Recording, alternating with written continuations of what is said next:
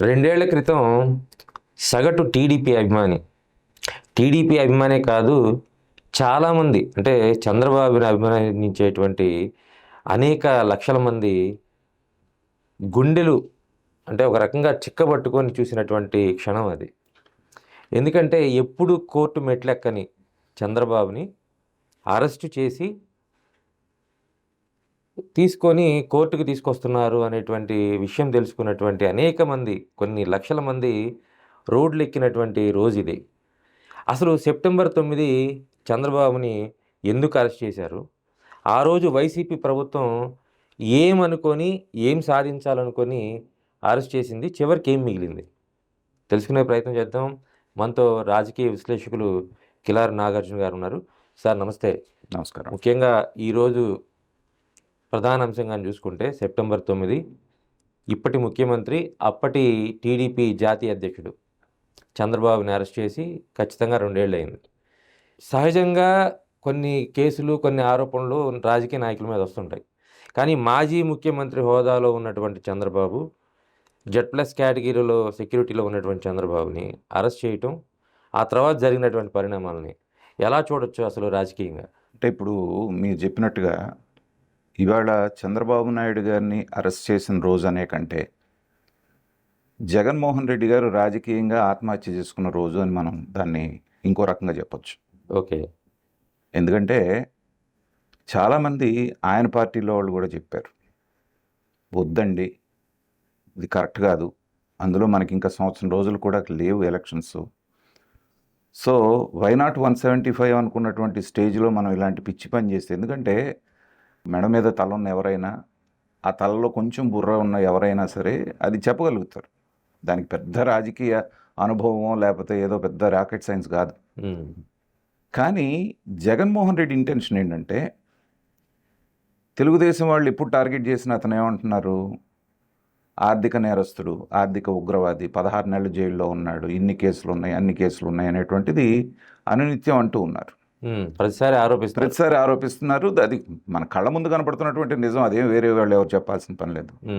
కానీ ఇతని కక్ష ఏంటంటే, ఆ రోజున శంకర్రావు ఒక ఉత్తరం రాస్తే హైకోర్టు తీసుకొని దాని మీద కేసులని సిబిఐ ఎంక్వైరీ అది వేసింది మనకు తెలుసు చరిత్ర. కానీ దాంట్లో తెలుగుదేశం వాళ్ళు జాయిన్ అయిన తర్వాత మాత్రమే, ఇంప్లీడ్ అయిన తర్వాత మాత్రమే ఒక అశోక్ గజపతిరాజు గారు లాంటి వాళ్ళు నా మీద ఇంత సీరియస్గా జరిగి నేను జైలుకి వెళ్ళటానికి కారణం వీళ్ళే అనేటువంటిది అతని మనసులో బలంగా పడ్డది. తర్వాత ఎవరు జాయిన్ అయ్యారనేది పక్కన పెట్టినా కానీ హైకోర్టు ఆధ్వర్యంలో అవినీతి మీద సిబిఐ ఎంక్వైరీ చేస్తున్నప్పుడు తెలుగుదేశం పాత్ర ప్రత్యేకంగా ఏమి ఉండదు దాంట్లో. కానీ అతని ఉద్దేశం ఏంటంటే, చంద్రబాబు నాయుడు గారు అన్ని వ్యవస్థల్ని మేనేజ్ చేయగలిగినటువంటి వాడు, అటు కోర్టుల్ని ఇటు ప్రభుత్వాల్ని అనేటువంటి భావంతో వాళ్ళు గనక దాంట్లో ఇంప్లీడ్ అవ్వకుండా ఉంటే నేను 16 నెలలు జైలు చేసేవాడిని కాదు.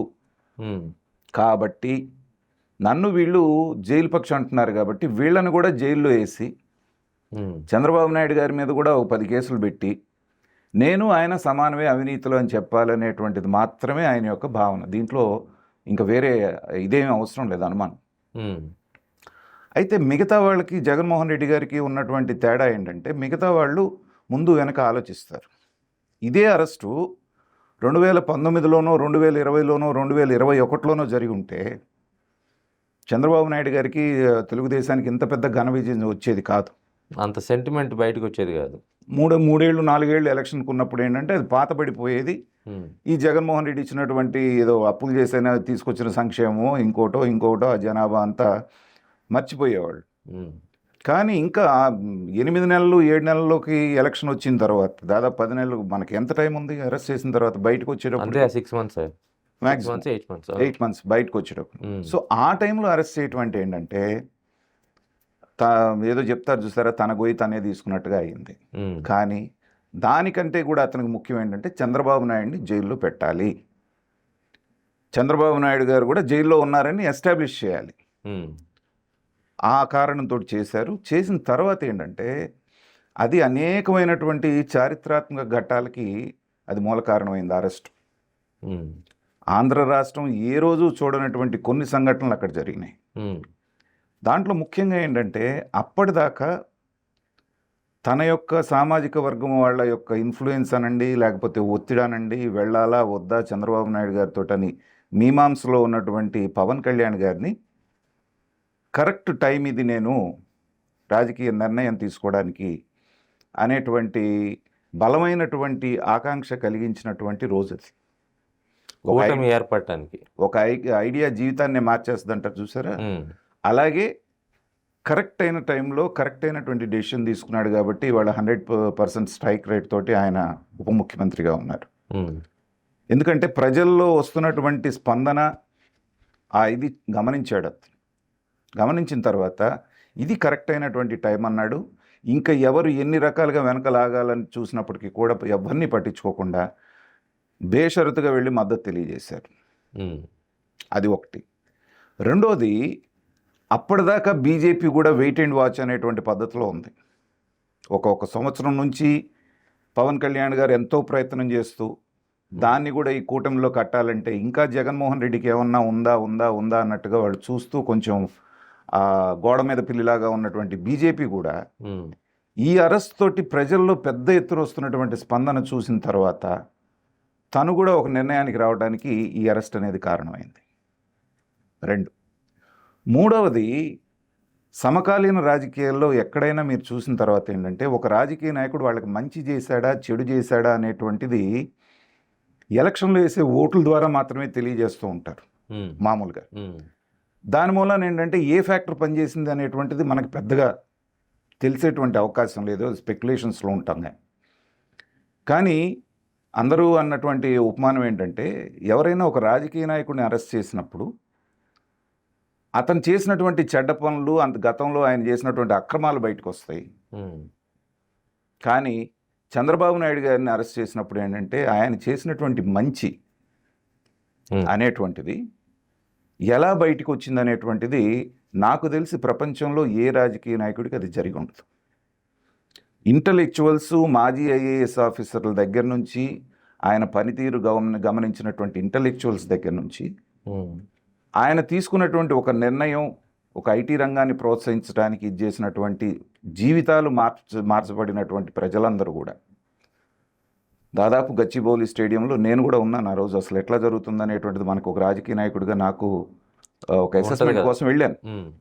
దగ్గర 45-50 వేల మంది అక్కడ సమకూరి ఎలాంటి ఏర్పాట్లు చేయకుండా, ఇప్పుడు మనం ఒక సభ పెడుతున్నారు అనుకోండి, ఒక 20,000 మందిని తీసుకురావడానికి ఎన్ని రకాలుగా వీళ్ళు చేస్తూ ఉంటారు. బస్సులు పెట్టి, వెహికల్స్ పెట్టి, మందు పోయించి, బిర్యానీ పెట్టి, అది కూడా వచ్చినోడు సభ అయ్యే వరకు ఉంటాడంటే సగంలో దూకి పారిపోతున్నాడు. అలాంటిది ఎలాంటి ఏర్పాట్లు లేవు అక్కడ. నీకు కేవలం మంచినీళ్ళ ప్యాకెట్లు అందించారు అంతే. నేను వెళ్తున్నాను, నువ్వు కూడా రా. మీరు నమ్మరు, 10 ఏళ్ల పిల్లాడి దగ్గర నుంచి 80 ఏళ్ల ముసలాడి దాకా ఒక రకమైనటువంటి ఉద్వేగభరితమైనటువంటి వాతావరణం. ప్రతి వాళ్ళలో ఏంటంటే ఒక తెలియనటువంటి ఆవేదన. ఏమవుతుంది, ఇంత మంచి చేసిన మనిషికి ఇదేంటి? రాత్రి 10 గంటల వరకే అక్కడ పర్మిషన్ స్టేడియంకి. అప్పుడు కేసీఆర్ కూడా ఉన్నాడు అధికారంలో. 10 గంటలకి లైట్లు ఆపేసిన తర్వాత కూడా బిగినింగ్లో ఎంతమంది ఉన్నారో లైట్లు ఆపేసిన తర్వాత కూడా అంతేమంది ఉన్నారు. అసలు కదలటం, కూర్చొనిపోయారు అంతే, సెల్ ఫోన్ లైట్లు వేసుకుంటున్నారు. అంటే చిత్తశుద్ధితోటి ఒక నాయకుడు మంచి చేస్తే ప్రజలు ఎలా గుండెల్లో పెట్టుకుంటారనేటువంటి దానికి నేను చూసినటువంటి ప్రత్యక్ష ఉదాహరణ అది. అంటే నేను కూడా దాన్ని గమనించాను సార్. అంటే ఆల్మోస్ట్ నేను నంద్యాల ప్రాంతంలో చంద్రబాబుని అరెస్ట్ చేస్తే ప్రకాశం జిల్లా బోర్డర్ నుంచి నేను కూడా ఫాలో అయ్యాను వెహికల్లో. అక్కడి నుంచి చివరికి కోర్టుకి వచ్చేంత వరకు, దాని తర్వాత రాజమండ్రి జైలుకి పంపించేంత, రిమాండ్కి పంపించేంత వరకు ఫాలో ఉన్నాను. ఆ 48 అవర్స్ దాదాపు పట్టింది సార్. అంటే ఈరోజు మార్నింగ్ చేస్తే రేపు నైట్ వరకు 36 అవర్స్. టీడీపీ కార్యకర్తలే వస్తారనుకున్నా నేను సహజంగా. అంటే చంద్రబాబుని అరెస్ట్ చేస్తే ఎక్కడన్నా రోడ్ల మీద టీడీపీ కార్యకర్తలు వస్తారు, నినాదాలు చేస్తారనుకున్నాను. చాలామంది అంటే వాళ్ళు ఎలా కాదు, టీడీపీ వాళ్ళు కాదని నువ్వు ఎలా చెప్పగలుగుతావని వాడిని నేను వాళ్ళతో మాట్లాడాను. సో స్వచ్ఛందంగా వచ్చి అసలు బాబు గారిని అరెస్ట్ చేయడం ఏంటి, అది ఎందుకు, ఈ టైంలో ఎందుకు చేస్తున్నారు అసలు అనే ఒక ఆలోచన మహిళల్లో నుంచి, వృద్ధుల్లో నుంచి, అంత పెద్ద ఎత్తున ఒక ఇదొస్తుంది, ఒక ఉప్పెన్ లాంటి ఇదొస్తుందని బహుశా ఆ రోజు ప్రభుత్వం కూడా గమనించి ఉండదు. క్షేత్రస్థాయిలో నేను వెళ్ళేటప్పుడు నేను బాబు గారు క్యాన్వై ముందే ఉండేవాడిని. అంటే నా వెహికల్ ముందు వెళ్తూ ఉండేది వెహికల్ లైవ్ కోసం. ఈ పోలీస్ క్యాన్వాయ్ కానీ చంద్రబాబు క్యాన్వాయ్ కానీ వెనకమాల వస్తూ ఉండేది. నేను అది చూసిన తర్వాత ఈ చిన్న విషయాన్ని ప్రభుత్వం ఎందుకు డీల్ చేయలేకపోయింది, ఎందుకు ఇంత మూర్ఖంగా నిర్ణయం తీసుకుంది అనే ఆలోచన నాకు కూడా అనిపించింది సహజంగా. స్టేడియంలో మీరు చెప్పిన స్టేడియంలో విషయం చూసిన తర్వాత నాకైతే గ్యారంటీగా అనిపించింది బ్లండర్ చేసింది గవర్నమెంట్ అని. నేను అంటే ఆ దుందుడుకు చేరే రోజునే నేను ఇందాక చెప్పినట్టుగా రాజకీయ సమాధి కట్టుకున్నాడు జగన్మోహన్ రెడ్డి అని ఆ రోజే నిర్ధారణ అయిపోయింది. అయితే ఎలా ఉంటుందంటే ఇప్పుడు హైదరాబాద్లో మేము ఉండే కాలనీలో ఓన్లీ లేడీస్ దాదాపు 50 ఏళ్ళు 60 ఏళ్ళు ఉన్నటువంటి ఆడవాళ్ళందరూ కొవ్వొత్తులు ర్యాలీ చేసినప్పుడు నేను అడిగాను, ఏంటమ్మా మీకు ఇది అంటే, ఇప్పటి వరకు అసలు చంద్రబాబు నాయుడు మీద ఇంత అభిమానం ఉందనేటువంటి ఇది మాకే తెలియదండి, కానీ ఆయన్ని అరెస్ట్ చేశారు అనగానే మాకు తెలియకుండానే అసలు అన్నం తినబుద్ధి కావట్లేదు. ఇంకా మా వారైతే ఉన్నారు అలా నిద్ర పట్టగానే అర్ధరాత్రి 1 గంటకు లేచి కూర్చుంటున్నారు. ఆ మహానుభావుడు జైల్లో ఆ కష్టాలు పడుతూ ఉంటే మనం ఇక్కడ హాయిగా నిద్రపోవటం ఏంటి అని చెప్పేసి తెల్లవార్లు మెలుకొని కూర్చుంటున్నాడండి అని చెప్పేసి. అదే కాదు, మీకు బయట ఉదాహరణలు అవసరం లేదు. నేను పొలిటికల్ అనలిస్ట్ అయి ఉండి మా ఇంట్లో ఎప్పుడన్నా నేను టీవీ పెట్టి వార్తలు చూస్తూ ఉంటే మావిడ రోజు బోట్లాడుద్ది నాకు, పొదుగుకులు ఏంటి రాజకీయం చెత్త చెదారం అని చెప్పేస్తుంది. అలాంటిది చంద్రబాబు నాయుడు గారిని అరెస్ట్ చేసిన రోజు నుంచి మళ్ళీ రిలీజ్ చేసే వరకు తను కూడా ఎక్కడ ర్యాలీ వెళ్ళింది, తను జరిగిన కార్యక్రమాలన్నింటిలో కూడా 53 రోజులు. అంటే పాలిటిక్స్ అంటేనే పడనటువంటి వాళ్ళు కూడా ఒక వ్యక్తికి జరిగినటువంటి అన్యాయానికి స్పందించినటువంటి తీరు దాదాపు 80-90 దేశాల్లో ఉన్నటువంటి తెలుగువాడు ఉన్న ప్రతి చోట, ఇందాక మీరు అన్నట్టుగా ఇర్రెస్పెక్టివ్ ఆఫ్ పార్టీస్ అండ్ ప్రతిసారి మనం మాట్లాడుకున్నట్టు 10-15% న్యూట్రల్ ఓటర్స్ అని ఉంటారన్న. So they are the deciding factors. ఆ రోజున పక్కాగా ఈ జగన్మోహన్ రెడ్డి అనేటువంటి వ్యక్తి రాజకీయాలకి పనికిరాడు, ఈ రాష్ట్రం బాగుపడాలంటే చంద్రబాబు నాయుడు గారే మళ్ళీ అధికారం కావాలని ఈ న్యూట్రల్ ఓటర్స్ నిర్ణయించుకున్నటువంటి రోజు. నేను అందుకే చాలా చారిత్రాత్మకమైనటువంటి ఘట్టాలకి అది వేదిక అయింది అనేటువంటిది. సో ఇలా తీసుకుంటూ పోతే ఏంటంటే కామన్ మ్యాన్లో కూడా ఒక రకమైనటువంటి ఏహ్యభ, తర్వాత ఏంటి లీగల్ ఆస్పెక్ట్లో కూడా నేను ఆ రోజున ఒక టీవీ ఛానల్లో అరెస్ట్ చేసిన రోజునే చెప్పాను, ఏ రకమైనటువంటి బేస్లెస్ కేసు పెడుతున్నారు మీరు. యాక్చువల్గా ఎఫ్ఐఆర్ నమోదు చేసిన తర్వాత తీసుకెళ్ళి అరెస్ట్ చేయాలి, మీకు జ్ఞాపకం ఉందా?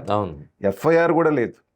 ఆయన నాకు ఎఫ్ఐఆర్ కాపీ ఇవ్వండి అంటే మిమ్మల్ని తీసుకెళ్ళి నాకు ఇస్తామని చెప్పారు మార్నింగ్ బస్ దగ్గర. అది బేసిక్ కదా, ఫండమెంటల్ కదా. తర్వాత ఆ విషయంలో రిమాండ్ ఇవ్వటం అనేటువంటిది కూడా చాలా ఆశ్చర్యకరమైనటువంటి విషయం. బీజేపీ పాత్ర మీద ఆ రోజున, ఈరోజు సంగతి అంటే ఎవరు అవసరాలు వాళ్ళకు ఉన్నాయి కాబట్టి ఆహా ఓహో అని ఆలింగనాలు చేసుకుంటున్నారు. బీజేపీ పాత్ర మీద అనుమానం ఆ రోజున దీని మీదే వస్తుంది. మనీ ట్రయల్ అనేటువంటిది ఏమాత్రం అక్కడ ఆధారం చూపించకుండా, ఇవాళ జగన్మోహన్ రెడ్డి గారు లిక్కర్ స్కామ్కి ఆయనే సూత్రధార అందరికీ తెలుసు, కానీ ఇవాళ వరకు ఎందుకు అరెస్ట్ చేయలేదు? మనీ ట్రయల్ అనేది ఇంకా ఎస్టాబ్లిష్ అవ్వలేదు. జగన్మోహన్ రెడ్డి గారికి చేరింది అంతిమ లబ్ధి ఆయన అనేటువంటిది లేదు కాబట్టి వాళ్ళు వేచి చూసి వెళ్తున్నారు. ఇక్కడ అదేం లేదు, దునపోతే ఈనిందంటే దూడను కట్టేయమన్నట్లు. సో అలాగా తీసుకెళ్తే ఇది చేస్తే ఎఫ్ఐఆర్ఏ లేనప్పుడు తీసుకెళ్ళి ఆయన లోపల పెట్టారు. అయితే దాంట్లో కూడా చంద్రబాబు నాయుడు గారిని అపరిచాణిక్యుడు అని ఎందుకంటారు అనేది దాన్నే బట్టి. ఇప్పుడు ఆయన రావాలి బయటికి అంటే బెయిల్ మీద ఎన్నాళ్ళలో రావచ్చు, రెగ్యులర్ బెయిల్ వేసుకుంటే మీకు అక్కడ ఏ రకమైనటువంటి, తర్వాత కోర్టుకి పైకి వెళ్ళిన తర్వాత ఆ కోర్టులు కూడా కామెంట్ చేసిన అసలు ఎట్లా ఇచ్చారు రిమాండ్ దీంట్లో అనేటువంటి మాట కూడా అన్నారు పైన సుప్రీంకోర్టులో. ఆయన కూడా చూసింది ఏంటంటే మాస్టర్ స్ట్రోక్ ఇది, జగన్మోహన్ రెడ్డి తన చేతితోటి తన గోతులు తన నెత్తి మీద మట్టేసుకుంటున్నాడు కాబట్టి ఇంకొన్నాళ్ళు నేను దీన్ని ఇది చేసుకుంటే, ఎంతైనా 40 years ఇండస్ట్రీ కదా, కాబట్టి ఫస్ట్ ఏమయ్యారు, బెయిల్కి అనేది అసలు మాట ఎత్తలేదు. మీరు చూడండి, క్వాష్ అన్నారు. సో వెళ్ళిపోయి ఒక వారం రోజుల్లో బయటకు వచ్చేసారనుకోండి చంద్రబాబు నాయుడు గారు, ఇంత ఇంపాక్ట్ ఉండేది కాదు. కరెక్ట్. గ్రాడ్యువల్గా నాకు దోమలు కుడుతున్నాయి, దోమ తెర ఇవ్వలేదు, నాకు వెస్ట్రన్ కమోడ్ ఇవ్వలేదు, కనీసం నాకు ఉక్కబోస్తుంది, నాకేమో డ్రోన్లు తిరుగుతున్నాయి, రోజుకొక మాట వదులుతున్న కొద్దీ ఏంటంటే ప్రజల్లో ఉన్నటువంటి ఆవేశం అనేది అట్లా బిల్డప్ అయింది. అంటే అవన్నీ ఆ రోజు జరిగినాయి సార్. అదే నేను అనేది, వీళ్ళు చేస్తారు ఖచ్చితంగా, దాంట్లో అనుమానం లేదు. దాన్ని వెళ్ళిపోయి ఒక వారంలో బయటకు వచ్చేసారనుకోండి, ఇవేమి జరగకుండానే ఇంత ఇంపాక్ట్ ఉండేది. అసలు అరెస్ట్ చేసి తీసుకొచ్చిన నెక్స్ట్ డేనే కోర్టు బెయిల్ ఇచ్చేసినట్లయితే ఇంత ఇంపాక్ట్ ఉండేది కాదు. ఏదో వాడు దుందుడికి చర్య చేశాడు, వెళ్ళలేదు కదా లోపలికి, లేకపోతే వెళ్ళినా ఒక రోజు 2 రోజులు. ఈ 53 రోజుల పాటు ఆయన పడ్డటువంటి బాధ ఏదైతే ఉందో అదంతా వెళ్ళేటప్పటికి ఏంటంటే టోటల్గా 53 రోజులు ఇంకెవరు ఏ టాపిక్ మాట్లాడుకోలేదు 2 రాష్ట్రాలు. అవును. మీరు 1000 కోట్ల రూపాయలు పెట్టించి ప్రచారం చేసుకున్నారా అన్నటువంటి ప్రచారం, అవును, తెలుగుదేశం విజయం అనేటువంటిది ఆ రోజునే కన్ఫర్మ్ అయిపోయింది. కాబట్టి ఇన్ని రకాలైనటువంటి ఫ్యాక్టర్స్ కలిసినప్పుడు ఏంటంటే ఆ రోజునైనా జగన్మోహన్ రెడ్డి కొంచెం అయిపోయింది కాబట్టి ఒక వారం రోజుల్లో బెయిల్ ఇచ్చి వదిలేసినా కూడా సరిపోయేది కొంతవరకు. అతనేంటంటే మానసిక ఆనందం, ఇది రఘురామకృష్ణరాజు గారిని కనుక కొడతా ఉంటే లైవ్లో చూసి ఆనందం ముంతటి చూసారా, అలాంటి మెంటాలిటీ ఉన్న మనిషి ఏంటంటే తనకి పూర్తిగా మునిగిపోతున్నాను అనేటువంటి ఇది తెలియలేదు. ఏదైనా కానీ ఏంటంటే సరే రాజకీయంగా చంద్రబాబు నాయుడు గారికి గెయిన్ అయిందా, జగన్మోహన్ రెడ్డికి నష్టమైందా అనే కంటే కూడా ఆంధ్ర రాష్ట్రానికి మంచి రోజులు రావడానికి పునాది అక్కడ పడుతుంది. సార్ ఇప్పుడు ఇంత తతంగం జరిగేటప్పుడు గవర్నమెంట్ బదనాం అయిపోతుంది, కొలాప్స్ అయిపోతుంది, ఈ ప్రక్రియ ఆపండి. ఇప్పుడు ఆయనకి అనేక మంది సలహాదారులు ఉండేవాళ్ళు, వాళ్ళు ఎవరు కూడా కనీసం చెప్పే ప్రయత్నం చేసి ఉంటారంటారా? అంటే ఇంటర్నల్ టాక్స్లో మాట్లాడుకున్నారే కానీ జగన్మోహన్ రెడ్డి దగ్గరికి వెళ్ళి సార్ ఇది తప్పు అని చెప్పేటువంటి ధైర్యం ఉన్నటువంటి నాయకులు ఉంటే ఇవాళ వాళ్ళకి గతి ఈ రోజున ఈ గతి ఎందుకు పడుతుంది? ఉన్న మనవాడు చెప్పిన మాట వినాలి కదా. ఎమ్మెల్యేలు వెళ్ళి సార్ ఇది కాదండి, అక్కడ ఇది జరుగుతుంది, ఇబ్బంది జరుగుతుంది, లేకపోతే అక్కడ ఆ క్యాండిడేట్ కాదు నేనైతే గెలుస్తానని చెప్పేసి ఎవరన్నా చెప్తే ఏమన్నాడు అన్న, నీ మొహం చూసి ఎవడేస్తాడన్నా అతను. అంటే ఇప్పుడు జగన్మోహన్ రెడ్డి గారిది ఏంటంటే చెప్పటం, ఆ వినటం అలవాటైతే అసలు చెప్పేవాళ్ళు చెప్తూనే ఉంటారు. అది సరే, ఇప్పుడు చెప్పేవాళ్ళు చెప్పినప్పుడు దాంట్లో ఏది మంచి నిర్ణయం ఏది చెడు నిర్ణయం అని తీసుకోవాల్సింది నువ్వు. ఒక నాయకుడి యొక్క గొప్పతనం ఎక్కడొస్తుంది? చిన్నపిల్లాడి దగ్గర నుంచి అనుభవజ్ఞుడి దాకా అందరి ఒపీనియన్స్ తీసుకోవాలి. వాటిల్లో మేలైంది ఏదనేటువంటి నిర్ణయించుకునేటువంటి విఘ్నత, మెచ్యూరిటీ నీకు ఉండాలి. అసలు వినటం తప్పు, అందరు చెప్పింది వినటము తప్పే. ఈ రెండింటి మధ్యన మంచి ఏదని సెలెక్ట్ చేసుకున్న దాన్ని బట్టే ఆ నాయకుడి యొక్క గొప్పతనం ఏంటంటే ఆధారపడి. ఇప్పుడు చంద్రబాబు నాయుడు గారు చూడండి, ఎవరు చెప్పినా వింటారు, తను చేయాలనుకున్నదే చేస్తాడు. అది ఒక నాయకుడు చేయాల్సిందే. కాబట్టి ఆ రోజున చంద్రబాబు నాయుడు గారిని అరెస్ట్ చేయటం అనేటువంటి దుందుడుగు చర్య ద్వారా జగన్మోహన్ రెడ్డికి ఒక ట్రాప్ వేశారు చంద్రబాబు నాయుడు గారు. అది అర్థం కాక ఆయన రాజకీయంగా పూర్తిగా ఆయన ఏ పరిస్థితికి వచ్చాడో ఇవాళ చూసాం. ఏదైనా నేను ఇందాకన్న మాట ఎందుకన్నానంటే ఇవాళ చంద్రబాబు నాయుడు గారు కనుక మళ్ళీ రాకుండా ఉంటే 2024లో ఆంధ్రప్రదేశ్ భవిష్యత్ అనేది ఊహించుకుంటేనే వెన్నులో నుంచి వణుకొస్తుంది. ఎందుకంటే రెండోసారి కూడా జగన్మోహన్ రెడ్డి గారు వచ్చిన తర్వాత ఇక ఆయనకి ఇప్పుడు కిమ్లాగా డిక్టేటర్ అయిపోయేవాడు. ఆంధ్ర రాష్ట్రంలో కాస్త ఇది ఉన్నటువంటి వాళ్ళందరూ రాష్ట్రం వదిలిపెట్టి వెళ్ళేవాళ్ళు. ఈ పథకాలు తీసుకుంటూ జేజేలు ఉన్న తర్వాత ఏంటంటే ఈ రాష్ట్రం అదొక పాతాళానికి వెళ్ళిపోయేది. కాబట్టి రాష్ట్రం రక్షింపబడటానికి పునాది పడ్డ రోజు కూడా ఆ రోజుగా మనం భావించవచ్చు. కానీ రాజకీయ పార్టీలు కూడా తెలుసుకోవాల్సింది ఏంటంటే పథకాలు ఇవ్వడం ద్వారా ఓట్లు మొత్తం మనకే వస్తాయి అనుకోవడం కూడా కలే. ఎందుకంటే ప్రత్యక్షంగా మనం వైసీపీ పాలన చూసాం. అన్నీ ఏదన్నా మాట్లాడినా సంక్షేమం, ఏదన్నా మాట్లాడినా ఈ స్కీము, మీకు పథకం, ఆ వడి ఈ వడి అని. చివరికి నువ్వు ఎన్ని పథకాలు ఇచ్చినా ఎన్ని డబ్బులు ఇచ్చినా నువ్వు చేసే తప్పులు మొత్తం కూడా ప్రజలు లెక్క వేస్తారు అనేది ప్రతి రాజకీయ నాయకుడు, ప్రతి రాజకీయ పార్టీ తెలుసుకోవాలి. నేను నా విశ్లేషణలో చాలాసార్లు అది కొంచెం రిపీటెడ్గా అనిపించిన ప్రజలకి నేననేది ఏంటంటే మీరు పథకాలు తీసుకొని వేసేవాళ్ళు లేకపోతే మీ పార్టీ కార్యకర్తలు లేకపోతే వీళ్ళ గురించి మీరు ఆలోచించినంత కాలం ఒకసారి గెలవగలుగుతారే కానీ మళ్ళీ గెలవలేరు. మీరు మెప్పించాల్సింది ఎవరిని అంటే, ఎందుకంటే మీరంటే అభిమానం ఉండి మీ పార్టీ కార్యకర్తలు 30%, 40% రెండు పార్టీలకు ఉంటారు, ఇడిదిరిగి మీకేస్తారు. కానీ ఆ 15% ఎవరైతే ఉంటారో 10-15% న్యూట్రల్ ఓటర్సు వాళ్ళే ఇటు నుంచి అటు అటు నుంచి ఇటు మారుతుంటారు. సో మీ వాళ్ళు మీకు స్ట్రాంగ్ బేస్గా ఉన్నటువంటి వాళ్ళ ఓట్లతో పాటుగా ఆ న్యూట్రల్ ఓటర్స్ని మెప్పించడం మీద మీరు కాన్సన్ట్రేట్ చేయాలి. ఆ న్యూట్రల్ ఓటర్స్ని దేని ద్వారా మెప్పించగలుగుతారు? సమర్థవంతమైనటువంటి పాలన, లా అండ్ ఆర్డర్ కాపాడటం, ఉద్యోగాలు ప్రొవైడ్ చేయటం, తర్వాత అభివృద్ధి చేయటం, అప్పులు లేకుండా చేయటం, దీన్ని గమనిస్తూ ఉంటారు వాళ్ళు. మొన్న కూడా జగన్మోహన్ రెడ్డి గారిని డస్ట్బిన్లో వాళ్ళు ఎందుకు పారేశారు? ఇవేవి అతను చేయలేదు కాబట్టి, గతంలో చంద్రబాబు నాయుడు గారు ఇవి చేస్తున్నారు కాబట్టనే చంద్రబాబు నాయుడు గారిని తీసుకొచ్చి 164 సీట్లు ఇచ్చి నెత్తిన పెట్టుకున్నారు. కాబట్టి ఏ రాజకీయ పార్టీ అయినా సరే మీ ట్రెడిషనల్ ఓట్ల మీద కంటే కూడా ఈ న్యూట్రల్ ఓటర్స్ ఎవరైతే ఉన్నారో వాళ్ళకేం కావాలి? సంక్షేమం ఎడిదిరి ఏ ప్రభుత్వం వచ్చినా చేస్తూనే ఉంటుంది. అది కాకుండా వాళ్ళు ఏం కోరుకుంటున్నారంటే మీ ట్రెడిషనల్ ఓటర్తో పాటు ఈ న్యూట్రల్ ఓటర్స్ కూడా మీ పక్కన ఉంటారు, మీ విజయానికి డోకా ఉంది. స్వేచ్ఛా స్వాతంత్రాలు కోరుకుంటారు. సో అది ఎప్పుడైతే మీరు నిర్బంధం విధించారో అని అందరి మీద, ఆటోమేటిక్గా వెళ్ళి చేరారు, మీరు వచ్చి 11 సీట్లకు పరిమితమయ్యారు. సో దీని నుంచి ఒక విషయం సార్, అంటే రాజకీయ పార్టీలు కానీ లేదంటే రాజకీయ నాయకులు కానీ సహజంగా ఇప్పుడు ఏం ఆలోచిస్తున్నాయి అంటే, నాకు కనిపించింది అరెస్ట్ అయ్యి వస్తే సింపతి వస్తుంది, అదొక గొప్ప విజయం లాగా బయటకు వచ్చి చేతులు ఊపే ప్రయత్నం చేస్తున్నారు. అంటే ప్రజల విఘ్నతని వాళ్ళు చాలా తక్కువగా అంచనా వేస్తున్నారండి. ఇప్పుడు అనంతబాబు జైల్లోకి వెళ్ళి వచ్చాడు, సింపతి వచ్చుద్దండి?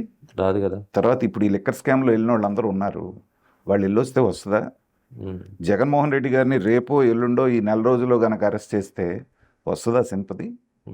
మీరు అదే మళ్ళీ ఏదో లాస్ట్లో ఎలక్షన్ ముందన్నారు అనుకోండి, అప్పుడు ప్రభుత్వం మీద ఎంతో కొంత యాంటీ ఇన్కంబెన్సీ వస్తుంది, కొంత వ్యతిరేకత వస్తుంది, ఆ టైంలో చేస్తే కొంత వర్కౌట్ అవుతుంది. కానీ తప్పుని మీరు ఎస్టాబ్లిష్ చేయగలిగితే ఎలాంటి సింపతి రాదు. అది చరిత్రలో చాలాసార్లు ప్రూవ్ అయింది. మొత్తంగా చంద్రబాబు అరెస్టు ఒక చారిత్రాత్మకమైన ఘట్టం లేదా ఒక చారిత్రాత్మకమైన దినం అని చెప్పని ప్రతి ఒక్కరు సంబోధిస్తారు.